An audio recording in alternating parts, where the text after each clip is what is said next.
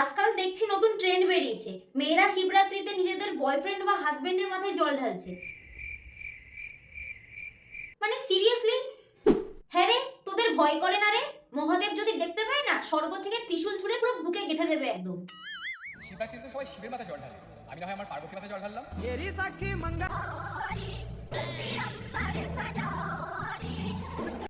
হ্যাঁ হ্যাঁ, নিজেরাই নিজেদেরকে শিব পার্বতী বানিয়ে দিচ্ছে। আরে এগুলো কি ধরনের বেয়াদবি চলছে ভাই? আচ্ছা, তোমরা যে এই নাটকগুলো করো, তোমাদের ভিতর থেকে আজব ফিল হয় না? অবশ্য যাদের মান সম্মানটুকু ঠিক করে নেই, তাদের আজব ফিল হয়তো বিলাসিতা মাত্র। আমার পার্বতীকে আমি এটা পরিয়ে দেবো।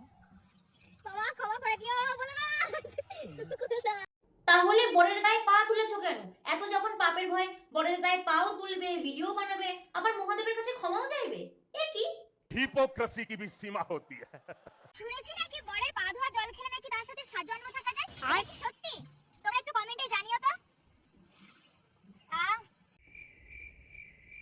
কিন্তু দিদি জলটা খেলে কোথায়? থালাটা তো এমন ভাবে কাত করলে জল তো সব হড়হড় করে পড়ে গেল।